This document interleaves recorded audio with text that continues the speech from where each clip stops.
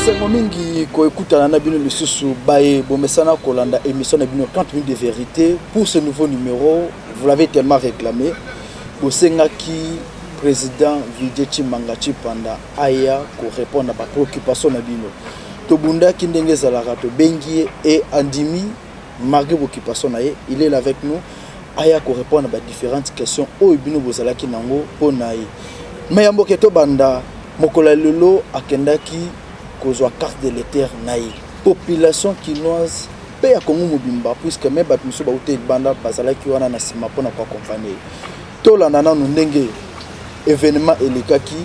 message na pesa ki sima kozwa carte de l'éther et puis to kutani pona soutien émission.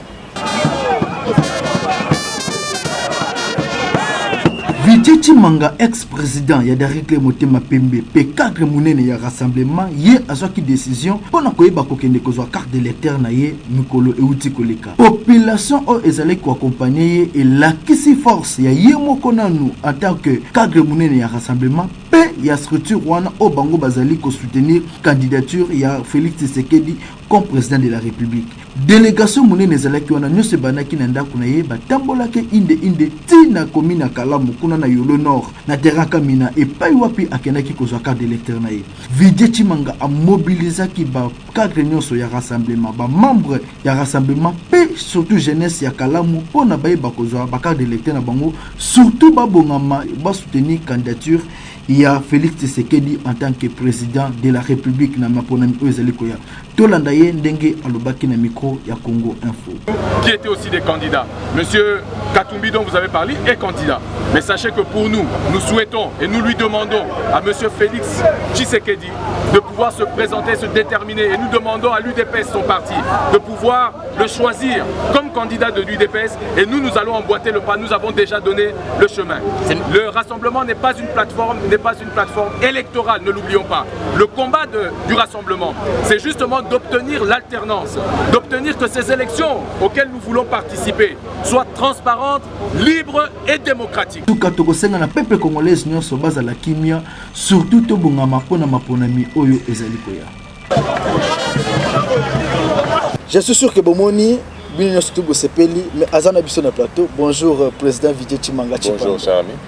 Voilà, le lot où tu as carte de l'électeur na yo, batebele ba mitu na jugement nini oyo zanango par rapport à processus électoral oyo ese bandaki en République démocratique du Congo. Bon, d'abord l'important c'est que le processus électoral est important. Il fallait ça les mains parce que bisonyo surtout ba congolais tous a besoin de l'eau alternance ezala na kati ya mboka. Mais alternance wana iko salima kaka à partir ya maponingi. Élection il faut ezala na kati ya mboka. Mais loko tozo ka moi nego tuninga jugement à l'uro tozo mona seni azo sala musala na ye na opesa kaka exemple muke tozui ba enrôlé ya Sankuru na banza lelo ba enrôlé ya Sankuru ba komi 1 million soki 600 000. Or depuis 2011 bazala ki soki 400 000. Mais na tuni bino dépassement, il y a plus de 200%, il y a enrôlé. Ça veut dire que dans Sankuru, à part que Bota Batubasala et l'Oroté, Tokomi a plus de 200% d'enrôlés supplémentaires. Tozo Banga. Pambate, Bisotan ou Tokenda qui sous la houlette, il y a président Félix Tshisekedi. Tokenda qui na Senko Kosololana Bandeko, il y a mouvance présidentielle. Toi, Racha qui m'a belé. Entre autres, il fallait tous aller na lisu na biso na katia seni. Potoye bate musala o bazo sala kuna, eza musala oyo iko permettre que ma ponomi na biso ezala libre, transparente et démocratique ndenge na lopoto balobaka. Mais ndenge tozomona, déjà ba changement wana ba pourcentage wana Sankuru lobi tozaki 400 000, les autres combien 1 million soki 600 000. Mais tozobanga. Yango toye ko comprendre volonté à mouvance présidentielle des alaki que biso tozala na kati ya masolo wana biso rassemblement rassemblement ezaka kamoko kolukate koya koyebisa biso o el Paris el soki nini toyebi ba dédoublement o mouvance présidentielle asalaka ba parti ekoma kirikiri UDPS ezalaki moko ekomi soki misatu nini soki MLC toyoki ba MLC misusu soki KLM soki KLP soki nini et tous les partis ekomi dédoublés même rassemblement siko wana ba pourcentage wana Sankourou lobi tozaki 400 000 les autres baye ko bimisela biso un rassemblement soi-disant elle olengankoy non mais tozo yoka kaka tozo tala tozo mona mais nyoso wana eza ba stratégie européenne et ko simbate parce que population eza kaka na vision moko et ebi que lelo président rassemblement eza Félix Tshisekedi mutu mususu te rassemblement base nango eza wapi na limité et sika papa Étienne Tshisekedi o atiki biso depuis presque 7 mois lelo a fondaki yango a bazaki yango a memaki biso nyoso na pototo ya kosangana biso nyoso bato ya opposition ya solo pe tozongaki tobandaki etumba wana ti lelo tozo continuer etumba wana pe toko changer te ba oyo bayaki bakendaki wana etali bango lokola na lobaka baza na bango kaka ba individu bakei mais ba plateforme nyoso toza na 10 plateformes na kati ya rassemblement les 10 plateformes ya rassemblement baza kaka na kati ya rassemblement sous la houlette ya président Félix Tshisekedi oyo azozonga d'ailleurs lobby dimanche lelo batebele ba mitunaka président Vijay avant kozonga awa je suis sûr kotangaki yango biso ba oboye ba pandisa moto meka ki kokoma ko ba commentaire ebele ba komeka kolobaka yo ozalaki mutu moko boye bifas na kati ya rassemblement mais apparemment ozo défendre le rassemblement eza ni ndeko nangai nyoso wana eza ba stratégie ya division faiblesse na biso opposition ezalaki nini depuis uta batuma ba époque même ya Mobutu problème ya division ya opposition de et ça la makasi ya ba majorité présidentielle de l'époque président Étienne Tshisekedi alobaki to sangana biso nyoso pe to keto sangani na Genval to linga to sala ngona mboka be boyebi ba décision misusu ezozwa o bokoyi ko sala ba manifestation politique te o boye bazo pekisa bino bo to luki pe esika mususu esika to koyi ko sangana pe tozonga na bomoko to sali yango toza na rassemblement lelo bazomona ke ba pilier ya rassemblement batu oyo penza ba ko bouger te parce que ngane naza boye na ko bouger te ndenge na lobaka toza na problème na président Joseph Kabila te c'est-à-dire en tant que personne individu biso toza na problème na été c'est une personnalité c'est un personne individu mais mouvance présidentielle mobimba biso tolingi nde système wana échanger biso toza ba oyo tolingi système wana échanger yango komona tellement toza pembeni ya président Félix Tshisekedi eza na baninga misusu bakoki kozala na mouvance présidentielle bakoki kozala pe côté peut-être ya bandeko misusu ya opposition o bazoluka pour affaiblir peut-être président Félix ou bien pour affaiblir rassemblement et ko salima te nga nazo seka lobi bakoloba o nga naza mutu ya mouvance présidentielle oyebi nayoka kutu ke nazala beau frère soit il y a chef de l'État nayoka lisusu nini bon proche à Oben Minaku bon parce que toza na kati ya équipe moko naza moko ya ba administrateur ya des ring club Motema Pembe mais natuni bino est-ce que des ring club Motema Pembe c'est un parti politique est-ce que des ring club Motema Pembe est une plateforme politique c'est le sport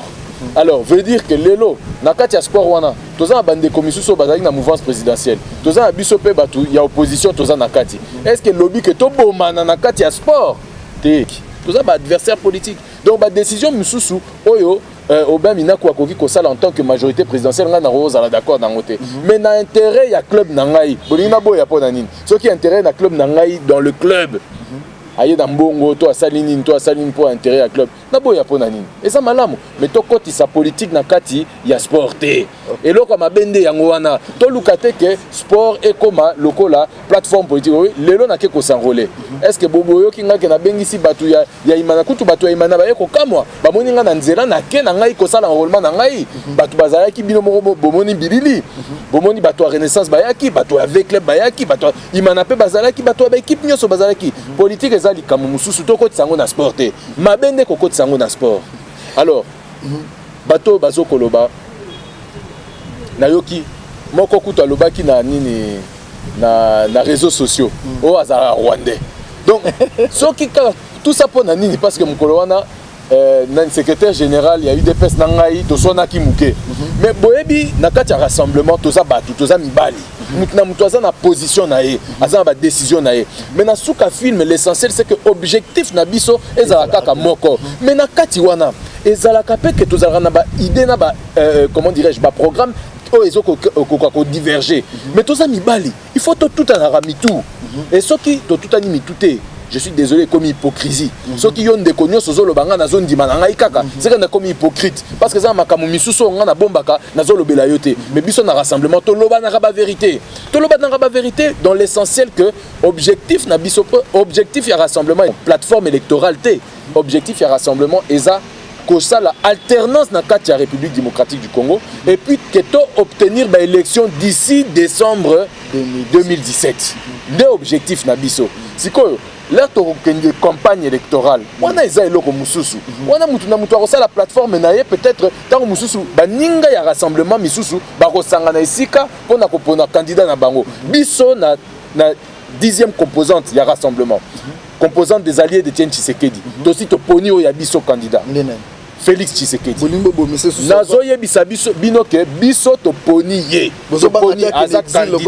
aza candidat na biso pe akozala candidat en tout cas je l'espère yango biso tozo senga to yebi to yoki ba base ebele ya UDPS basi ba lobby yango balingi Fachi azala candidat na bango tozo senga na bango bande kwa UDPS basala congrès na bango ba pona oya bango candidat to yeba puisque bango de serené na biso biso tozo kolanda mais biso tosi to poni ya biso pe to sengi ye Fachi soki azoyoka biso ami bimisa ala kisake ya za candidat ayebisa batu nyonso ba yeba parce que ngai lelo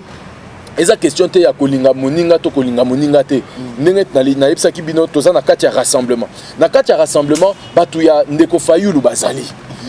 bandeko ya nani batu ya nani Matungulu pe bazalaki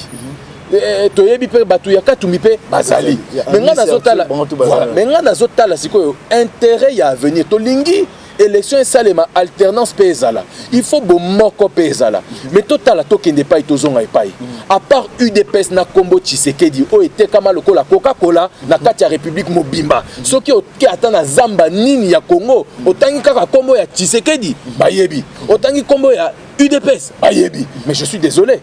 Toki n'est pas ito kizonga epai. C'est ça la force o eko sala que toko sala alternance na kati ya mboka parce que lelo soki to pesi ba kombo misusu o tango misusu yebani tango misusu na Katanga toloba peut-être na Mbujimai toloba peut-être na Kinshasa Mwandambu po na bale poto makambo ebele misusu mais je suis désolé na bazamba misusu ba kombo wana yebani te. Alors base à la peine oyebi kozala na mbongo et la kisite que ozana pouvoir ozana popularité mobimba ozana nyoso comme mbongo eza président Félix Tshisekedi a un bon côté, mais il a un héritage. Héritage, il y a Tumba, il y a papa nae. Et papa nae a bunda po na mboka oyo. Et depuis bon mois président Félix Tshisekedi, bazongi sakie na Zamba, bazongi sakie na Mbujimai, bazongi sakie na Kabea Kamwanga, bakendaki na papa nae alanda donc nyonso oyo papa nae a viva yepe a vivango. Asalape aluka na kati ya UDPS ko mata grade til lelo. Asa ni président ya UDPS, ni secrétaire général ya UDPS, asa ni kaka adjoint. Donc alanda penza ce n'est pas parce que moi naïa de a commis boyer. Non, il a cherché à faire ses preuves et biso en tant que rassemblement tomonique a sangisi batu o bazaki na ba idée biso par exemple na composant des alliés d'Etienne Tshisekedi. Oyebi que tondima kite to kende ko fanda na bande komisusu lobby bazaki na kati ya mouvance présidentielle. Mais tondimi yango pona nini parce que Fachi ala kisaki biso nzela lobby non. Toti kabo kabwani. To lukato za la lisanga rassemblement to bundana no etumba ya liboso alternance et na kati ya mboka to obtenir maponomi. Merci beaucoup Banamboka, je suis sûr que bozo se prend na émission na bino bo réclamer que ba vérité ne soit rassemblement et kobima a lelo. Vos suggestions, ce bona ba question monsieur faut vous tourner bo c'était numéro ka que ça wana boko ko biso même sur le net tu ko répondre bino et à sa disposer pour na peut-être ko répondre d'une façon ou d'une autre. Papa Vichechi Manga. Lelo bino bozo senga na okaki président Félix Azoloba tokende na transition ce qui m'a ponami ekozalate d'ici le 31 c'est là accord le baki on peut aller na transition mais sans président Kabila. Est-ce que bozo mona ngote lokola rêve moko boy comment lelo toko kene élection sans président Kabila ndeko ça la pe exercice au moni bolati si bilili ya enrôlement na ngai ça l'exercice bokende micro baladeur banana na bashege bana na biso oyo tango mususu to bossa na bango bashege yebisa e tuna e question est-ce que yebi alternance a opé so réponse bato ba yebi alternance te bazaka ka batu o bango nde bazo rêver biso tozo rêver te toyebi que peuple congolais lelo azana besoin d'alternance na mboka parce que amoni que to suki to kopi pe na suka et na pesa yo exemple eza na ndenge ya mabete tozali lelo na le gouverneur ya ville ya Kinshasa oyo asali ba mbula na ba mbula koleka ba gouverneur nyoso ya mboka na lobi bien ya mboka koleka ya zate mais mon frère zwa micro baladeur na yo zwa caméra na yo kende ko filmer na sima ya bureau na ye esika salaka omona fulu ndenge matiti likolo ba mur kende na ndako na ye awa kaka na avenue de la Gombe awa omona ba fulu na kati ya nini ya mai wana ba benga mai ya Gombe c'est-à-dire Hermoko maye d'épée et ko suka il faut alternance mutu mususu ya peut-être ko continuer musala au bandaki mais Hermoko pe il faut alternance doya ko changer et le peuple congolais a nango besoin boy lelo les ande alternance ndenge bandengo ya mouvance présidentielle balobi bango baza majorité présidentielle bazali majorité ce qui bazali majorité veut dire quoi veut dire que majorité la population peut baponi bango et loko akobanga élection ezate to kende élection ceux qui bango de majorité ba ko gagner na bango et loko akobanga eza wapi yo ça sur na candidat na yo ngala za sur na candidat na ngai parce que ye loko la lipa na nguba to koka ayebani bisika nyonso ngape mutete tina chemise cheka F question mo ba besoin mituna bino bosengaki bokomelaki gouverneur de la ville André Kimbuta boyebisaki bolobi fallait bosala meeting na bino mais ya boyi alobi bato nyonso balingi kosala meeting basala ngo na espace moko ndenge lupango eza boboza na kati mpona boyeba ko surveiller quand même koyeba kozala même sur bato nyonso bakotana meeting na bino kosala masusu te André Kimbuta aboyi yango eza quand même malamu mpona kosécuriser bino moko epi population boyebi tango président Etienne Tshisekedi azongaki combien de millions de population bakita ki bayamba ki na aéroport ti komema eti na résidence boza na bilili wana bazaki ba millions est-ce que boyoka ki ko batumba ki mutuka ya mutu to bitumbe bimaki to eloko moko abongo ezala kité asala ki meeting soit le je crois ezala ki un 31 juillet to eloko moko bongo est-ce que boyoka ki ko batumba ki mutuka basala ki tsoki ni tsoki non deko dangai tellement que réalité wana que population a besoin d'un changement les obangisa mukolo wana ya le 19 ba créer ki toyebi ba créer ki ba situation ya insécurité justement pour te to comme na niveau oyo bazo pekisa siko ko pekisa ka ba rassemblement ba meeting mais surtout il y a opposition il y a biso rassemblement ce qui y a biso rassemblement tanga bien nini oyo gouverneur ya ville nini message nini apesa ki message ni lobby soit disant rassemblement na El Paris yango nde esengaki pe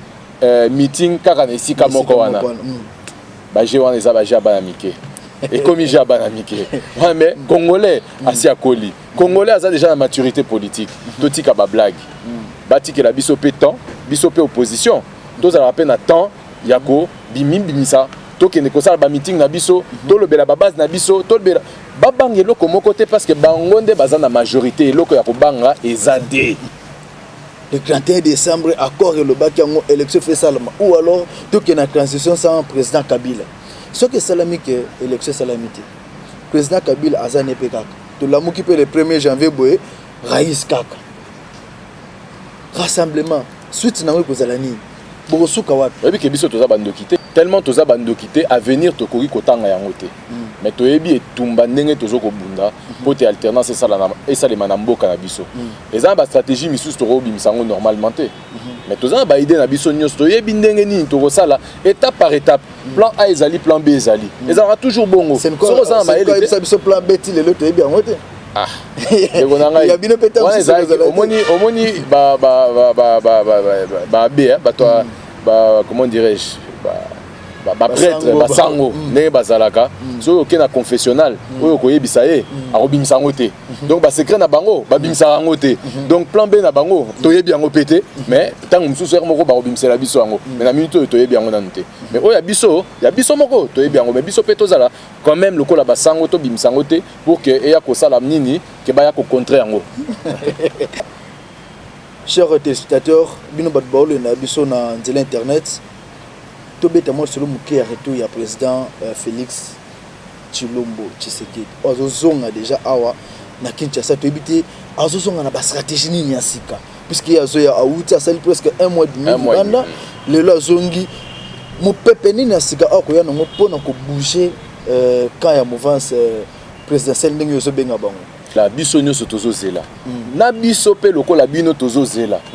président na biso Fachi asali mission na ye akei alukeli biso ba solution et tout ça azozonga tozozela toyoka ye yango bito tolobaki asala meeting parce que meeting ezate ke kaka o biso bato rassemblement iso mutu nyonso azala pe na idée et nga ezala pe bien pona ba ndeko mouvance présidentielle ba yoka pe moi ba idée misusu yo Fachi akokaki ko pesa biso comme ça ba ye ba ndeni nini ko contrer yango mais bazoboya non biso toyebika que président biso azokoma lobby toyamba ye biso to sepeli en tout cas na coalition des alliés de Etienne Tshisekedi na minute composante ya rassemblement biso to si to ponier comme candidat na biso candidat à la présidence de la République banga te bazo sous batine na exo qui ye moko Fachi abanga raté biso pe to banga te pona il faut ye akende liboso biso pe to kende liboso na yana batebele oyo ba mituna bino bozo pona ka Martin Fayulu ye pas en amont batna simati oui Moïse Katumbi oui ana mbongo susu oui UDPS c'était kami pour ni bozo continuer soutenir Fachi ndeko nanga lobby UDPS c'était kami na ndenge ni babi UDPS c'était kama na nani yo landa ki ngote était kama na nani yebisanga nani azwa mbongo na ya somba UDPS konanga premier ministre ye wana kuta sa kenaki asa salpe o aye o azo préparer pe congrès na les pionniers et bien ngo na bandeli ya émission na yebisa ki onini ba dédoublement soki bozo banga eloko bosali ni dédoublement nango ba clone mais entre le clone na original en tout cas original izala na encore likolo obunisa original ndenge nini original obunisa ngo ndenge nini c'est René ya opposition eza UDPS UDPS eza na guerre depuis 36 ans guerre contre Batou guerre contre la dictature en règle générale UDPS est là qui sabiso nzela il y a démocratie. Et Lukate, d'ici, je pense, c'est le 24 avril 1990, Nazaki à peine 14 ans. Président Mobutu, Andimaki, multipartisme. Allez là, comprenez mon émotion.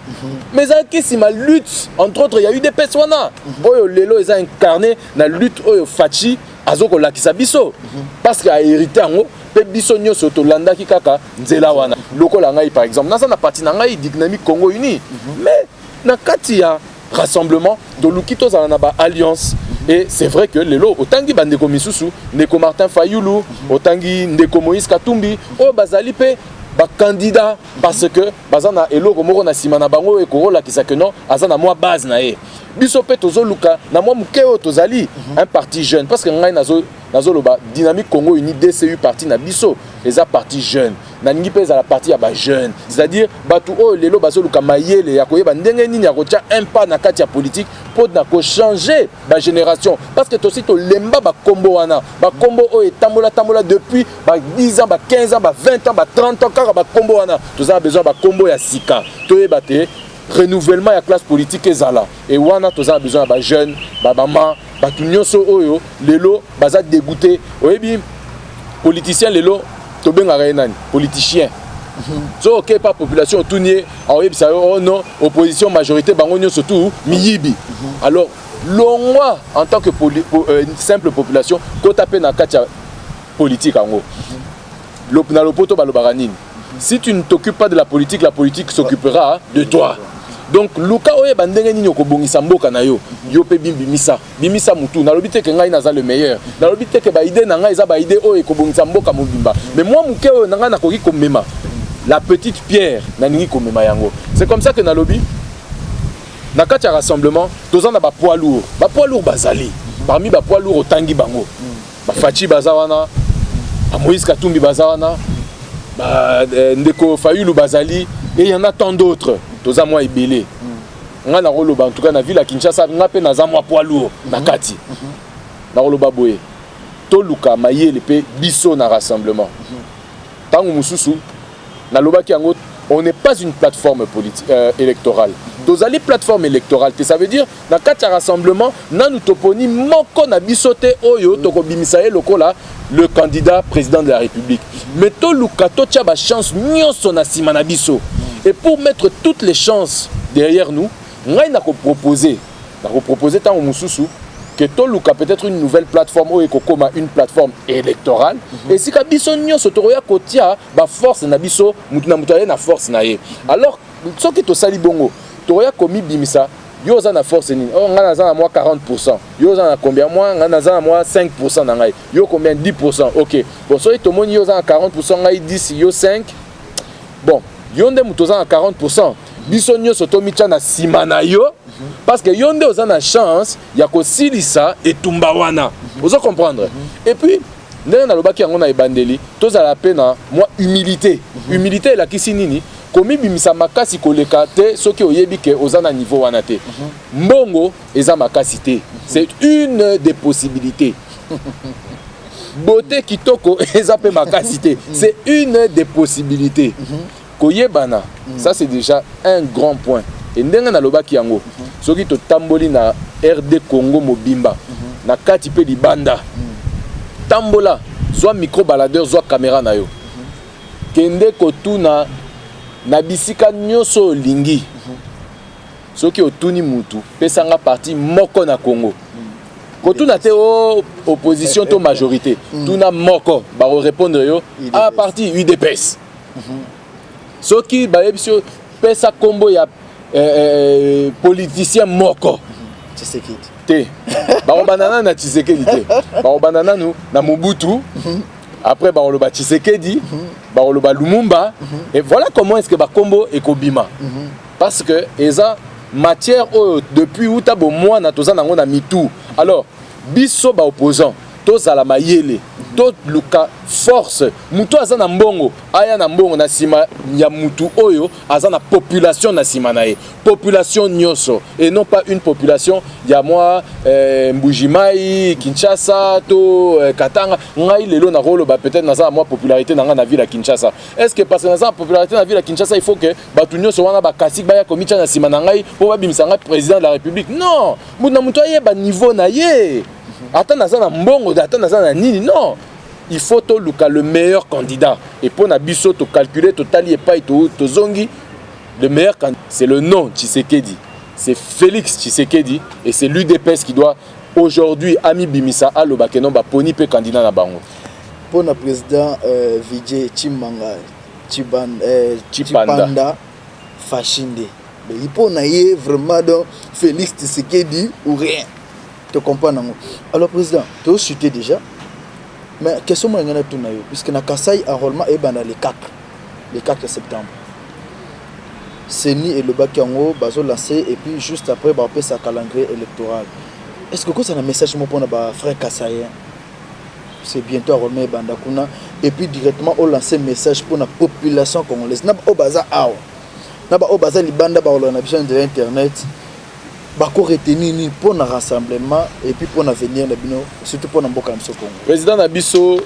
Félix Antoine Tshisekedi Chilombo alobaki ye akeko s'enrôler bozana bilili asalaki yango pambate alakisa kinde nzela o biso nyosi fallait tolanda asengi pe na population mobimba asala yango parce que carte wana d'électeur yango nde eza fungola o eko permettre to fungola nzela ya alternance na kati ya mboka na biso alternance elakisi makambo échanger masolo échanger bapasi otoza na yango banzala nyonso otoza na yango santé na biso éducation na biso sécurité na kati ya mboka otangeli ngai bandeko ya Kasai oyo lelo il faut basala enrôlement ngai nazo sambela mikolo nyonso te kimia ezonga na mboka na biso mobimba ezala na Kasai ezala na Ituri na Kivu na Maniema na Mbandaka na Équateur bisika nyonso ngai